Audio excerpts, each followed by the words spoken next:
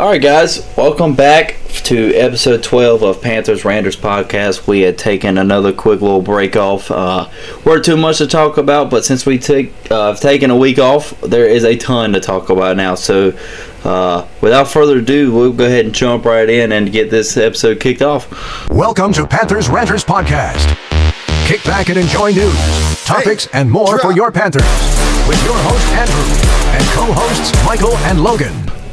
Michael, Logan, welcome back. Another bye week we've had a few of them, but everything is piled up and there is tons to talk about in the Panthers football community. How are you guys doing tonight? I'm just here so I don't get fined. Oh, you're getting fined tonight. You are getting fined tonight. Yeah, I'm just here so I don't get fined.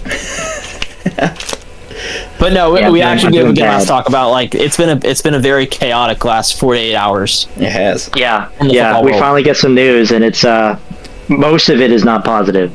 About 70% of it is not positive. That is very true. So, with a little bit of sadness on our hearts, we'll go ahead and jump right in. Just a couple quick topics real quick. I'll kind of go over where we're going. Obviously, there's a lot of O-line changing around. We'll get into that. Obviously, a couple other things on the team. Our backup quarterback retired. Training camp is tomorrow, the 22nd, so it starts on 23rd. Rookies have already reported. The veterans are coming in tomorrow. I believe they arrived today.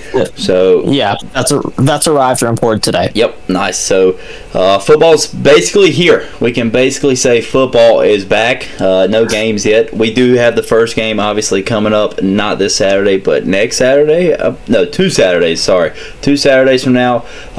Panthers will be on TV, and we'll get to see our GOAT Luke Kuechly on there, obviously. But yeah, to jump right into it, probably the biggest thing, and this kind of just trickles down to a bunch of other effects on the team. Taylor Motons is out indefinitely with blood clots in his lungs. Prayers to him, obviously. Hope he recovers well. That's obviously not a tiny thing to come back from. Hope he does okay in his treatments and everything.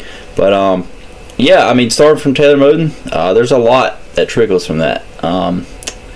And Logan, I'll let you start on this. Where do we go after Taylor Motons not being here for this year, probably, or who knows, even longer? Okay, well, I'll say, like, stating the obvious, it's pretty dang good thing we've got Monroe Freeling. I definitely would be pushing the panic button a lot more than we are now if we didn't just draft a tackle in the first round. I will say this though, I do think this is really gonna hurt, and that's mostly for the run game. Honestly, our bookends right now, it's kind of a bad run blocking duo, if we're being honest. Rasheed Walker is still an effective pass blocker, and you wonder why we're able to sign him for so little, and that's because he's a bad run blocker, just point blank. And Monroe Freeling, there's a lot of upside there. He's certainly got the athleticism, he's got the size, but we knew coming out of college that's going to be a point of development for him. Being a tall guy, everybody knows your leverage can kind of work against you there. He's got to work on keeping that pad level down. He's got to work on making the right blocks in space, at the right time, getting into the right spot. He hasn't played tackle very long, so he's still getting that down.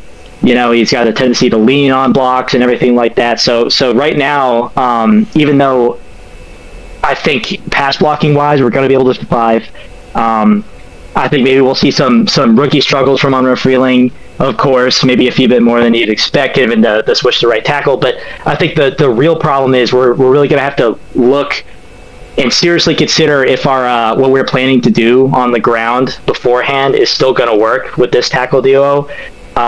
Because right now I'd really just prefer to run it in between the tackles. I think it's pretty questionable whether or not we're going to be able to bounce it outside. Well, and even there, Luke Fortner's not exactly known for his run blocking. Yep, that's true. So it's an issue for sure. I want to start off by just saying, like, firstly, just talking about how I don't want to say the word serious, but just how major of an injury this is. I didn't really know a whole lot about blood clots until yesterday. And that's kind of doing some research. I kind of discovered like what this injury is or what this diagnosis is, and really what it means for him. So firstly, I want to clarify, we talked about this before the show. The Panthers did not know about this until late June. So this did not impact the Monroe Freeling pick, which I am prepared to take shit for at all. had no impact there. He was immediately placed on blood thinning medication, also known as, anticoagulants, I think is how you say it. But so essentially what it is you got a blood clot in your lungs, and it essentially has the potential to cause cardiac arrest if not properly treated. That's kind of what I gathered. So to counter that, they put him on blood thinners, which, obviously removes the clot by thinning out blood. But as a result, you're more susceptible to cuts, to internal bleeding if you take any kind of physical contact, like playing football. So that's kind of like as best I can give as a medical description as I can. Probably not a very good or accurate one, but that's kind of what he's dealing with. As far as on the field impact goes, for one, I think there's a strong case to be made that Taylor Moton is still our most valuable offensive lineman. And not having him out there is going to be a real kick to the balls to our offense. And I thought Logan nailed it on the head when you were talking about how this impacts the run game more than anything. We've talked about this several times, but all the guys we brought in this offseason are much better pass blockers than they are run blockers. Whether it's Monroe Freeling, Rasheed Walker, Luke Fortner, all these guys are pass blockers first. And so I really do worry about how the run game is going to be impacted by this injury. I'll maintain that this offensive line is still better than the one that we had during the playoffs this past year, at least from a pass blocking standpoint. But as we stand right now, it is definitely the run game should be a concern, I think, going into the year. Yeah, definitely. Again, real quick, prayers to Taylor Moton. I hope he recovers well. But yeah, as far as like you guys said, pass blocking is going to be our strength, and we've talked about this a couple of times before. Obviously, we have a new play caller, so hopefully they kind of work that in there, and maybe they do, air it out a little bit more. One other thing too, we have obviously Chuba in the backfield and affecting our run game. We have Jonathan Brooks coming back, who's already coming off 2 ACL tears, so having a lower grade pass blocking line it could hurt us again. Obviously we have, I wouldn't say great depth behind Chuba and Brooks, but we have depth back there, people that can at least run the ball. But as far as the O-line, it's who knows what's going to happen with these tackles. And I'm just going to go ahead and throw this out there. I'm glad we drafted Monroe Freeling. Obviously, we didn't know this in the time, so Michael, take your shit for this. Here we go. As before, Panthers have O-line problems every year. Obviously, not to the extent of somebody having to maybe retire because of something happened, but there's always something going on in O-line. So I'm glad they addressed it early and already have a backup plan for it. Another backup plan, obviously we re-signed Brady Christensen, which is great, and I even posted this on Twitter. This was before we knew about Taylor Moton too. That signing was a lot bigger for the Panthers O-line than people really looking at it would have thought. It was only a 1-year deal, and I did look before we started. The financial part of that has not came out, so it can't be too much. So hopefully it's a good team friendly deal. It's got to be nothing. Yeah. So I will say that Brady Christensen signing, don't get me wrong, it was very sad and disappointing when he tore his Achilles last year. Yeah. But in the long run and financially, that move or that act has really benefited the Panthers, because the way he was playing when he got hurt, I don't think there's any chance that we were going to be able to afford him if he had kept playing the way he was. Yeah. I mean, all those Rico Dowdle 200-yard games, Brady Christensen was like front and center of those efforts. Absolutely. And if he keeps playing like he was, there's no way we're going to be able to afford him and keep him. No. So, absolutely. I mean, don't get me wrong, him tearing his Achilles sucks. Like, I wish he didn't do that. But, I mean, it kind of did work out for Carolina in the long run. Yeah. Absolutely, but I mean, we have the depth there now. It's what it's for. You have depth for people like this, but going back to the run game, I think it does affect the run game. I honestly at this point don't know what to even expect from our run game now because of this. Moton was so good at everything. He held down that side of the line. It was 95% of the time it was perfect. Never the O lineman, if you don't hear their name, they had a good game. That's what a lot of people say. Yeah. So he was definitely that dude. So I definitely think there's a lot of pressure on the inside now to play at an above average level. Which the good thing is that is probably the strength of our O line. Is the interior of the line, so that's at least a good way to look at it. As far as like long term for Moton, we were kind of speaking on this before we started the podcast.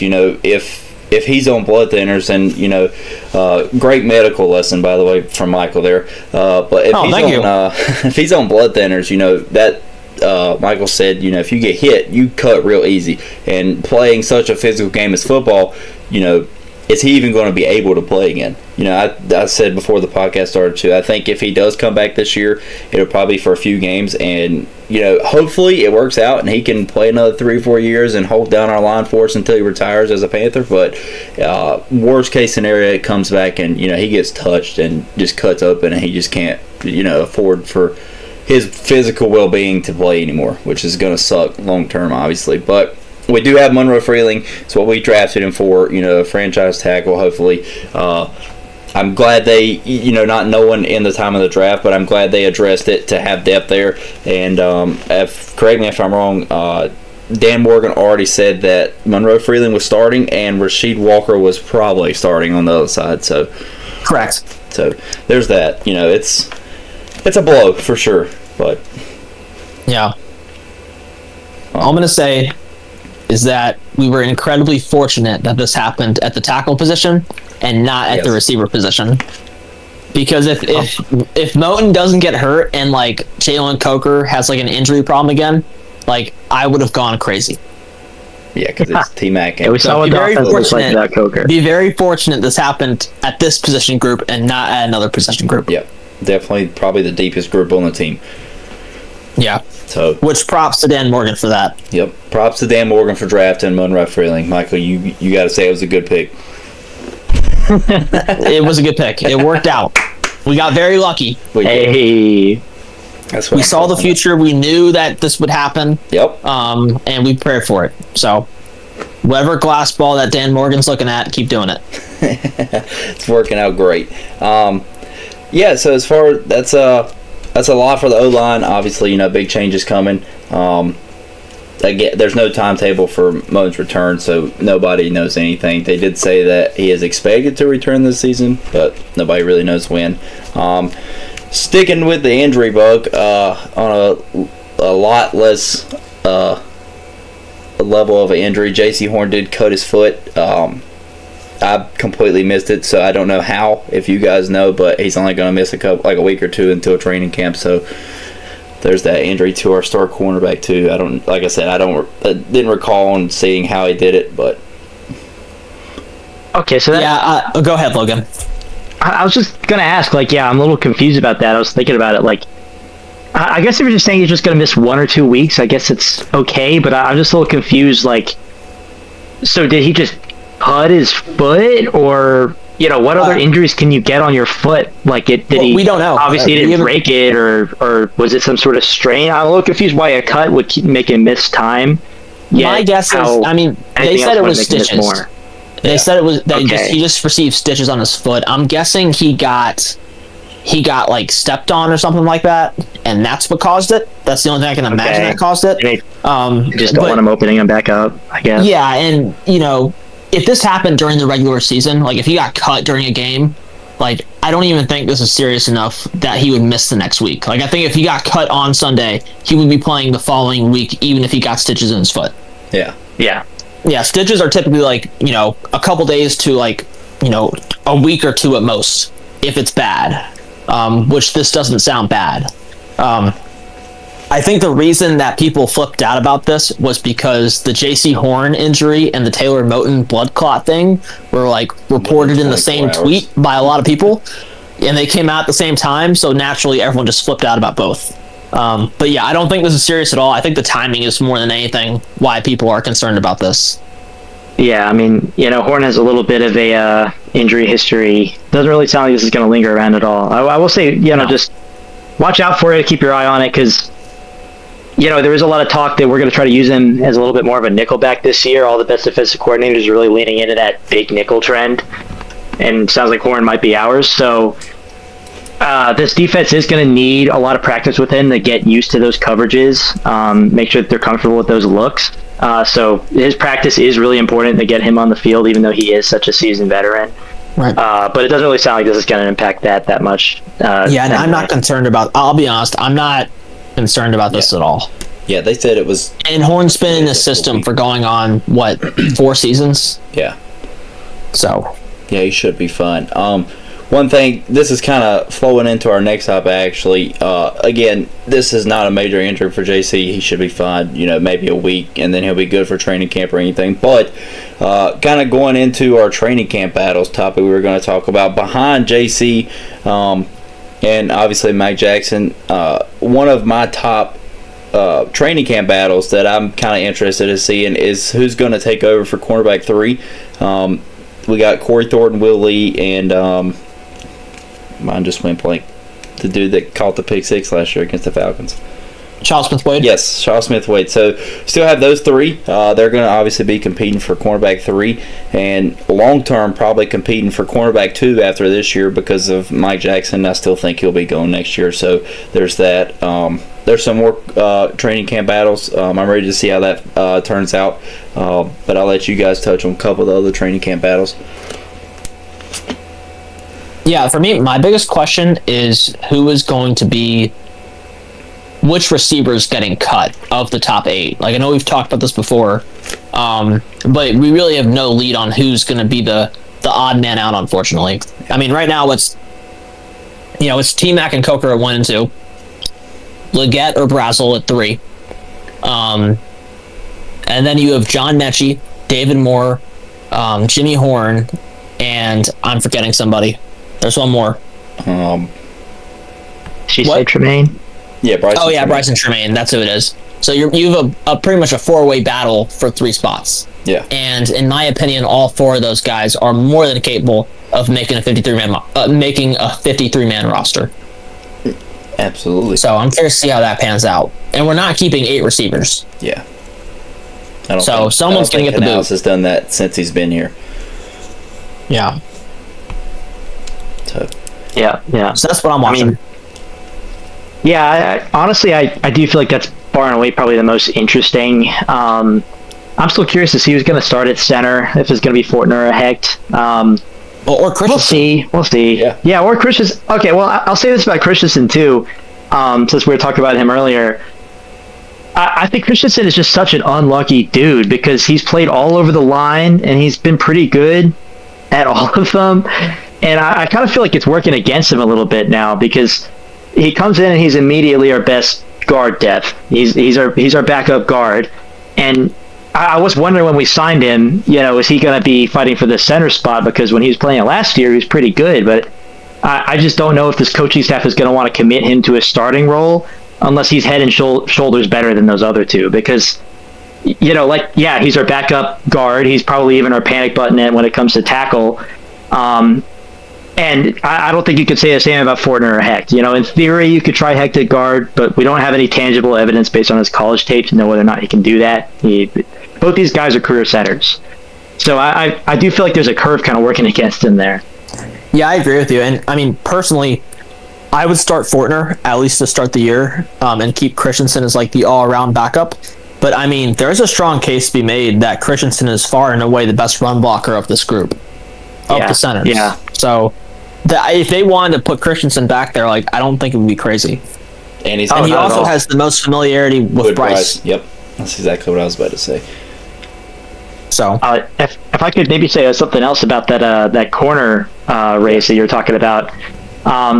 So personally for me, I feel like it's going to be Corey Thornton, and I'm a little surprised at how rocky a lot of people are when it comes to answering that question. I mean, he won that job mid-season last year, and the only reason I want to bring this up is because I do wonder if Willie's going to be able to get on the field even if Corey Thornton wins that spot, because like I mentioned, J.C. Horn's apparently going to be playing some nickel this year. I thought in that report, I might be misremembering, that they even mentioned they might get other corners like Will Lee on the field because we're not going to have him playing on the outside all the time.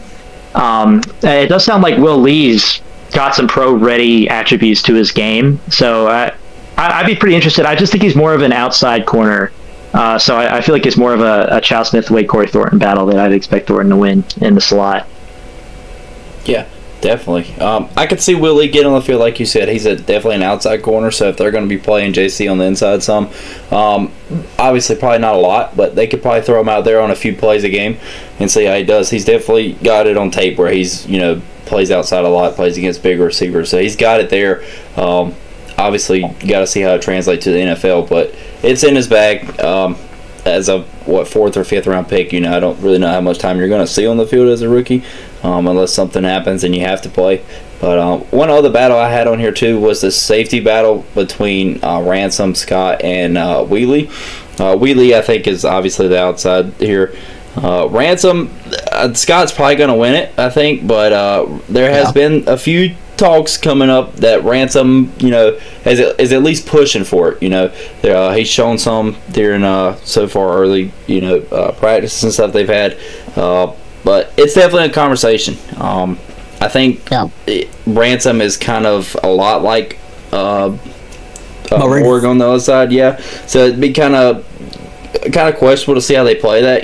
Two hard-nosed tacklers, and you don't really have as much as like a flyer in the back to cover the deep pads and stuff. So it'd be kind of I'd kind of want to see how that plays out before they nail it in and say this is who's going to start here. I didn't have this written down as a battle, but I am curious to see how Nick Scott looks this year. I think we've talked about this before.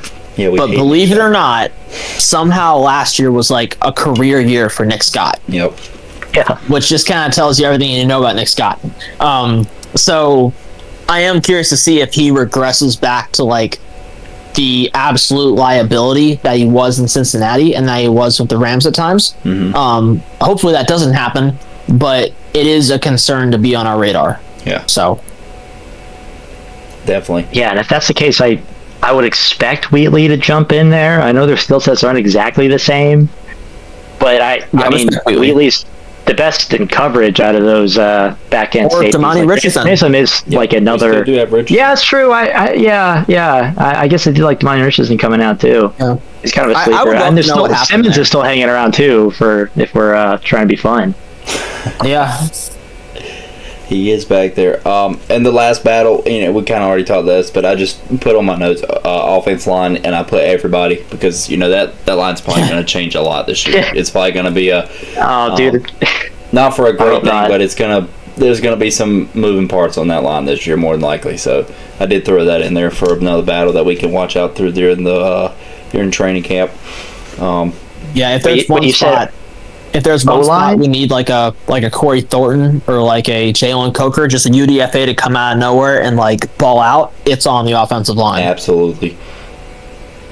Oh, you know what? Okay, while we're talking about undrafted free agents coming in and saving us a little bit, I'm really curious if we can get somebody to be a real pass rusher on the inside. I think we're going to be playing a lot of defensive ends coming inside, like Pat Jones and Phillips playing inside. But I'd also just have to have an actual defensive tackle that can do that with Turk Morton getting that injury. I know I've mentioned Jared Harrison Hunt before, but we still got LeBron Ray and those guys.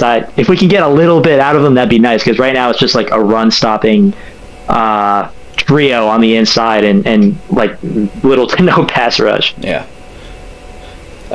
I think Lee Hunter definitely can bring it this year. I don't know how much tape you've watched on him, but he can get through the line pretty quickly, and obviously that's but I don't really know about that one. He's not in the world. I think he can. I think Lee Hunter. I think Lee Hunter is pretty agile for a guy of his size. Yeah.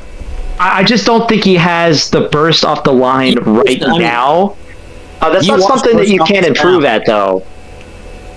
Maybe you watch the difference in burst off the snap between Derek Brown and Lee Hunter, and it's night and day.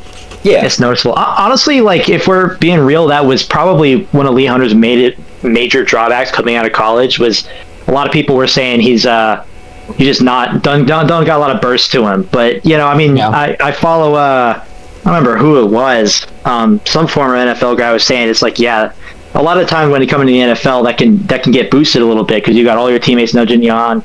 You got your coaches poking you with a hot rod. You're thinking, geez, I can make all this money if I just get a little bit quicker here. That said, I'd never expect him to be much of like a pass rush oriented defensive tackle. I do think we can get stuff from him where he crushes the pocket, but when we're talking about just quick wins, gap shooting, I would expect us to have to find that elsewhere. It'd be nice. That'd be awesome if we get from him. But the best contribution he's going to make rushing the passer is if he can accidentally draw a double team and free up Derek Brown.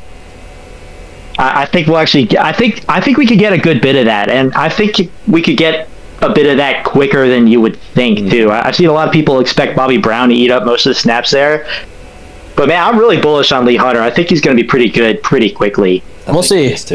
D tackle is also one of those positions where it seems to take rookies like a year or two to really get used to it. So that would be my other question. Yeah, that's true. But we'll see. Derek Brown took like 3 or 4 years to really, come into his own and become the elite defensive tackle he is today. Yeah. Shout out Derek Brown for being the top-rated D tackle in Madden this year too, by the way. Yeah, it's wild. But Madden rankings are kind of wonky, but I mean, hey, he's up there. Hey, it's something we can be happy about that somebody sees it. One other thing we need to talk about, and I apologize, I'm eating. No, you're good. Will Grier was cut. Yeah, that was my very next topic. The legend himself was cut. The guy that we all thought was going to be the gunslinger of Carolina. Wait, so was he was cut and retired? Oh, I'm sorry. Yeah, he retired. My bad. Okay. Oh, okay. I was trying to say, why I said cut. Kind of sad. We were talking about training camp cuts, and I was just in the mood. Definitely think he retired because I don't think he's seen a spot for him on the team. Yeah, probably not. He saw Haynes King's looking at him, and it was absolutely. I'm out. He's seen Haynes King out there and was like, dude, this guy's an athlete. I can't compete with that. He might take over for Bryce. Who knows? Next franchise quarterback, yeah. That's right. Well, I will say I'm not very sad for Will Grier. I feel like, congratulations on his retirement, but I feel like for him, he was like my example of saying that backup quarterback is just a pretty nice job because you never have to come to the games. You're a practice guy. He played some good football, not great, but good football at West Virginia, and it's made him like $5 million. Never having to start a game in the NFL. Now he can go be a high school coach somewhere and have a great. Well, he did start 2 games in the NFL. Unfortunately. Did he ever start for the Cowboys? Those went really well, right? I don't think so. Yeah, I don't know. Let's see. Well, they had Cooper Rush while he was there, right? So if Dak went down, it was him, right? I believe it. I suppose if you tell me. I'm pretty sure he didn't. I'm googling it now. I could have sworn. Maybe I do want to say I feel like we would have heard about that. I kind of thought he was like their QB3, but maybe he was. Yeah, I don't know, but he's made a lot of money not doing too much under the spotlight. So good for him. I'm glad. Yeah, like you said, backup quarterback is the easiest job in sports. Yeah, when he did play, the Panthers were outscored 80 to 16 when he started at quarterback for the Panthers. Oh, wonderful! So, yeah, we lost to the Colts 38-6, and then we lost to the Saints 42-10. That was in back-to-back weeks to end the 2019 season. I remember that. Yeah, that was a great time. Thank you for your service, Wilbur. I suppose that was like the game where Vernon Butler got thrown out for Oh yeah, for punching a guy. Throwing punches. Yeah. Yeah, that was a great time. That was good stuff. Yeah. What a time to be a Panthers fan. Yeah, that way to end the season too. Yeah. Again, just two absolute ass whoopings to end the year. I remember the Colts game because the Colts game was the first one. I remember I was like, okay, we get to at least see what this dude's made of. Maybe he can be something. And the first quarter, I was like, yeah, get this dude off the field right now.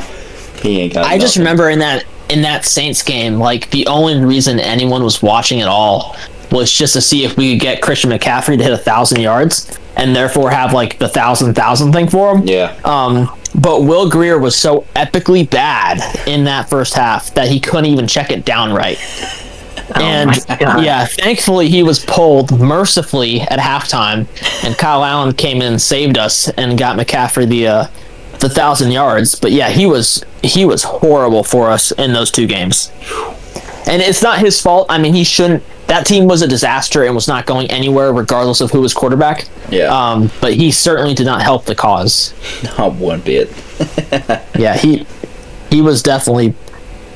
He's probably up there with the worst quarterbacks I've seen play for the Panthers. Absolutely. So, respectfully. Absolutely. And speaking of quarterbacks who were horrible for the Panthers, Baker Mayfield said some things that I know you want to talk about. Yeah, absolutely. I don't know if you guys have watched. I've watched the first episode of the quarterback show on Netflix. I haven't gotten to this point yet, but I have seen the clip of it. And when I believe it was when the Bucs played the Niners, correct? Wasn't Steve Wilkes with the Niners this past year? The Jets. The Jets. I'm sorry, that was the year before. But yeah, in the huddle right before they all ran on the field, Baker Mayfield said, this one means something to me. Steve Wilkes cut me. Fuck him, and let's go out there and kick their ass.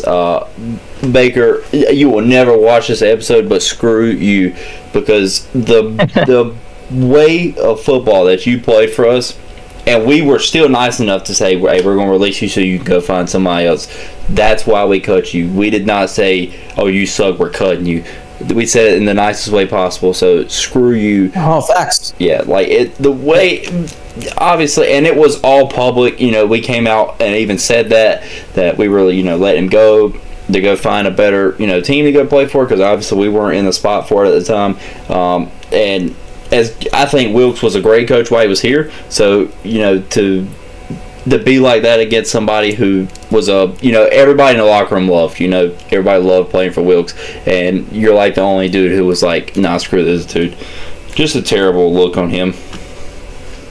Yep, not only that, but I mean, I feel like, for one, the funniest part is PJ Walker and Sam Darnold were on that same team. Yep. And both of them looked miles better than Baker Mayfield ever did in a Panthers uniform.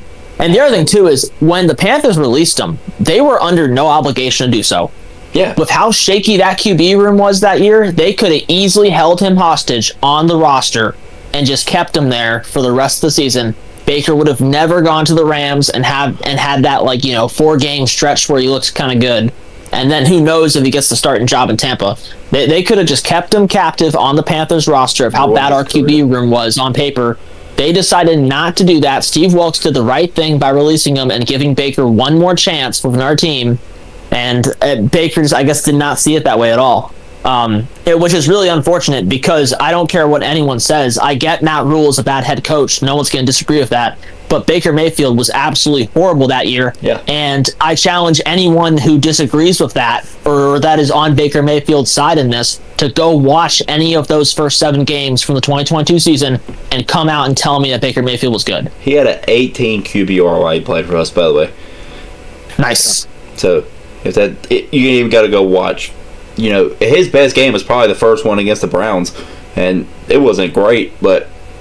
Oh, yeah, he threw a pick in that game, bad overthrow, 2 long passes saved him, and that was it. So I actually rewatched those highlights in preparation for this discussion. He was so bad in that game that we ran, I think, 3 halfback draws on 3rd and long. That's crazy. Yeah. Dude. In his first game, by the way. That was his first game. In his first game. Yeah. So... Such a clown show back then. Yeah, let's pull some stats here. I mean, like you said, Sam Darnold came in and he was immediately better. PJ Walker was better. Yeah. By a wide margin too. That's why I'm curious. What did you want Wilkes to do in this situation? Did you want to just ride the bench? And what did you watch during that season to be like, oh yeah, I was definitely good that year? Yeah. And it's also funny, okay, I get Wilkes cut you, but Matt Rule was the head coach for the majority of your tenure.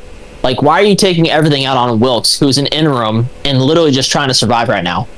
Yeah, exactly. Like again, like what do you want him to do? Like I know I've seen clips of like him talking to it with Darnold for a little bit, and it was a little muted of a conversation, but obviously they don't relish in their time here. That's understandable. It was a clown show over here. They had a rough time, but like what did Wilkes have to do with that, man?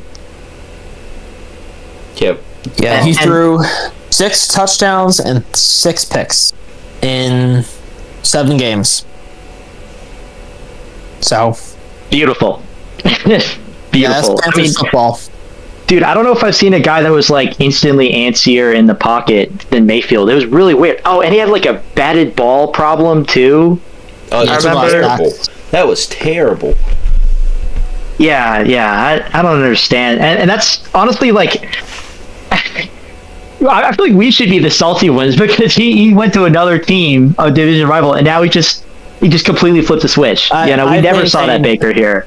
Well, and that you bring up a good point. The sack total, like I hate to come out and say this, but like I want to say he quit, but I think he definitely checked out, like on that Panthers team, especially when you look at how good they were after he left. Yeah. So, yeah, and that's why I'll never respect Baker Mayfield. No, and I will say this, like in his defense a little bit, I do feel like some of these media companies are egging him on, encouraging him a little bit because they like to stir to the pot, get them sound bites and everything. But saying this as a division rival now to Baker Mayfield, I mean the whole chip on your shoulder stick, it's getting old. Yeah. Not a fan. Not everybody is out to get Baker Mayfield. I'm really hoping we see some success against the Bucs this year. I do too. I hope we beat the shit out of them this year both times. It'd be great. One more topic that I did write down, and I just remember this as we were talking about the receivers and everything, and we can end on this one. There was a report that came out, I believe it was yesterday or the day before, that the Panthers are going to play T-Mac in the slot more this year. I don't know if you guys seen that, but like I said, I thought of it while we were That just came out today. Was it today? I knew it was very recently. That was brand new. Yeah. So, how do you think that plays out for the team? And what does the rest of the formation look like if T-Mac's in the slot? I mean, it makes sense. I felt like the more compelling part about that was that it sounds like Brazel is that report made it sound like Brazel was automatically the wide receiver 3. Because they said the thinking was they want to put Brazel on the outside to run deeper routes and take the top off while you have T-Mac in the slot and using him as the, like Bryce's go-to guy more. Yeah. Like the quick read. So honestly, that was the more interesting part to me. Like, I mean, putting him in the slot is the right move. I mean, I think it was the Falcons game where he was in the slot for the majority of his snaps and he had over 100 yards easily. Yeah. Yeah, and I'll say this too, like if you've got a number one guy, like a number one receiver, you do want to move him around a good bit. I mean, he played like an absurd % of his snaps from the X, I think, last year. And that's good to show that he can do it because there's only a select number of receivers that can, take a load like that. But you do want to be able to get him some more, easy looks. They didn't have to fight so hard for way on the X. So I'm excited to see him in the slot some more. Yeah, it definitely brings a lot of versatility to the offense if he can do that. Especially if Brazel can emerge and bring out a little something on the outside, and you still have Coker on the other side too. That could be something special, definitely. So we'll see. I just need to hope all our guys stay healthy this year, and we don't have any more guys, discover blood clots in the summer. Yeah, absolutely. Yeah, not off to a great start. Yeah, but. Hey, football starts tomorrow for Panthers. So, yep. I know you guys are going to be busy on Instagram, so definitely check out their pages. Tons of updates coming from them guys. Also join the Discord. Football's here. Discord's starting to heat up. People's, antsy for some football. It's definitely been a lot more active recently, being football's here. So, that means we got a lot more news to talk about every week. So, more news means better episodes for us. Yep, 2 weeks away from the Hall of Fame game. That's right. Go Haynes King, baby. That's who we're pulling for. He's throwing for 50 and 4 touchdowns. run Wait, for what? 100 more. Haynes King in the Hall of Fame games throwing for 350 yards and 4 touchdowns. Seems reasonable. Okay. Seems reasonable. Interesting take. Yeah. I think you're selling a little short there. And 150 Haynes rushing King yards and 2 rushing disrespect. touchdowns. Gotta throw that Okay, in there we go. Yeah. Yeah. Like the all yardage purpose record. for the Hall of Fame. All game. purpose yardage record. Anything you guys want to add before we get out of here? Nope, I'm good. Awesome. Yeah, man. Excited. Yes, Excited sir. to see some football. That's right. All right, guys. Thanks for tuning in to episode 12. Obviously, always check us out on Spotify and YouTube. We should be weekly from here on out. Like I said, we got a lot to talk about. So, again, thanks to everybody for tuning in, and we will see you guys next week.